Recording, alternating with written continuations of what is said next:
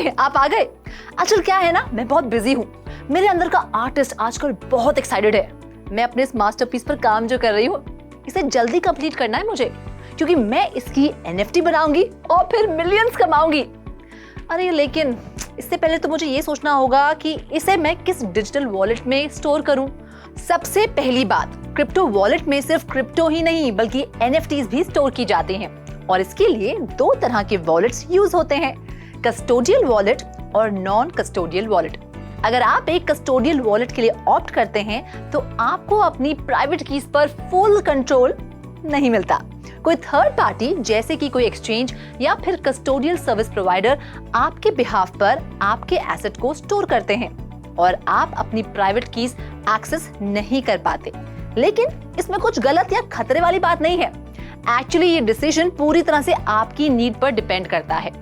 Blockchain एक decentralised laser है। ऐसे में अगर आप अपनी प्राइवेट कीज मिसप्लेस कर देते हैं तो आप अपने वॉलेट का एक्सेस खो देते हैं। वहीं अगर आप कस्टोडियल सर्विस के लिए ऑप्ट करते हैं तो अपनी कीज के साथ साथ आप अपनी रिस्पॉन्सिबिलिटी भी हैंड ओवर कर देते हैं। फिर आपकी प्राइवेट कीज को सेफगार्ड करने की जिम्मेदारी भी कस्टोडियल की होती है। तो अगर आप अपनी एक्सचेंज का पासवर्ड भूल भी जाते हैं तो कस्टोडियल सर्विस का कस्टमर सपोर्ट आपको उसे रिकवर करने में मदद करता है। सो कन्वीनियंट है ना। और अब बात नॉन कस्टोडियल वॉलेट की। एक नॉन कस्टोडियल वॉलेट में होल्डर के पास होता है प्राइवेट कीज का फुल एक्सेस एंड कंट्रोल। जिन यूजर्स को अपने फंड्स पर ज्यादा कंट्रोल चाहिए उनके लिए नॉन कस्टोडियल वॉलेट परफेक्ट है। लेकिन याद रखिएगा कि अपने वॉलेट को सेफ रखने के लिए कीज की रिस्पॉन्सिबिलिटी भी आपकी है। अगर किसी वजह से आप अपनी प्राइवेट कीज खो देते हैं तो कोई उसे रिकवर नहीं कर पाएगा।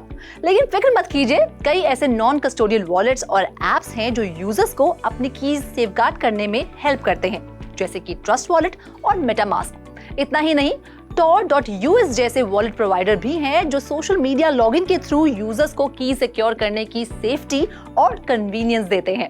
तो चलिए और ज्यादा क्लैरिटी के लिए स्टडी करते हैं कस्टोडियल वॉलेट और नॉन कस्टोडियल वॉलेट के बीच मेजर डिफरेंसेस। सबसे पहले private keys, third party ownership और wallet holder ownership.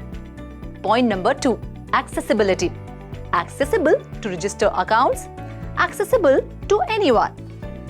Point number 3, transaction cost, typically higher or typically lower. Point number 4, security, typically lower, typically higher. Point number 5, support, typically higher and typically lower. Point number 6, KYC, yes and no. अब तो मैं पूरी तरह clear हूं कि मुझे कौन सा वॉलेट चाहिए। And now that even you know about custodial wallets and non custodial wallets, make a wise decision. अरे मैं तो भूल ही गई बातों बातों में कि मुझे तो अपना मास्टरपीस कंप्लीट करना है।